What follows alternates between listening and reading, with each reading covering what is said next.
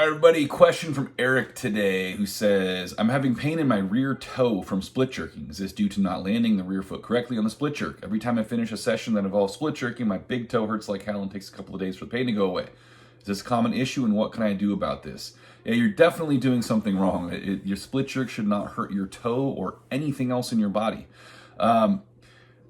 This is more than likely an issue of you lifting that back foot too high so that you're kicking down against the ground and having the heel far too high so that you're actually landing on the toes rather than on the balls of the foot. So really common mistake with the split jerk is to be up on the toes of the rear foot rather than the balls of the foot. We need to have as much coverage of the sole of the foot with the floor, even with that heel up. So in other words, here's our floor, here's my back foot. If I'm up on the toes, I have very little stability. There's a tiny surface area in connection with the floor. I can rock, I can spin really easily. I have to be able to push my foot down so that I get the balls of the foot on the ground with that heel still elevated so that I have a larger surface area in contact, which means more stability, and I can load that back foot more because I need to have about 50% of my weight on the back foot and 50% on the front. So the first thing to do would be to dial in that proper split position and become really comfortable in it and become really strong in it, right? The more familiar and comfortable you are with it, the more likely your body is to put you in that position when it counts. So I'll link a video in the caption here to a good exercise for this, and that is push jerk behind the neck in split, which real simple. You're putting yourself in a perfect split position with the bar behind your neck. You're going to dip straight down, drive straight up, and then push straight back down as you lock the bar overhead. Both feet stay on the ground. The whole point is to maintain that 50-50 balance through the whole thing in that perfect position. It gets you stronger, gets you nice and comfortable with it.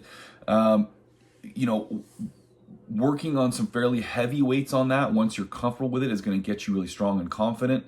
Then using it as kind of a technique primer before you do any split jerks in your training session will kind of remind your body that that's where it's trying to go. But then during the jerk itself, focus on as you split, trying to keep that back foot close to the floor rather than lifting and pushing it down, right? Or kicking it down in your case as it's probably happening. So you can almost think about sliding the back foot back while you lift and step the front foot.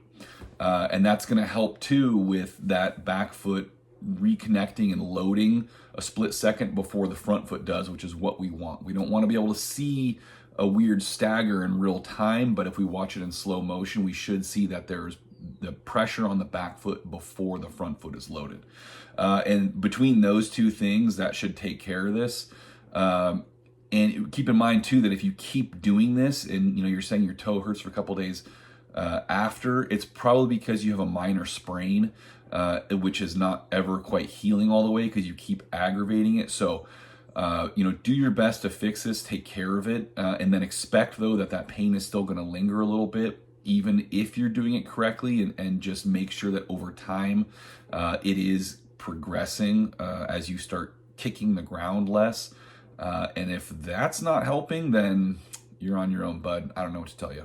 Greg Everett with Catalyst Athletics here. Please like and share this video. If you appreciate the content, please subscribe to the channel. The more feedback I get from you guys, the more support I get from you guys, the more free content I can keep making. Thank you.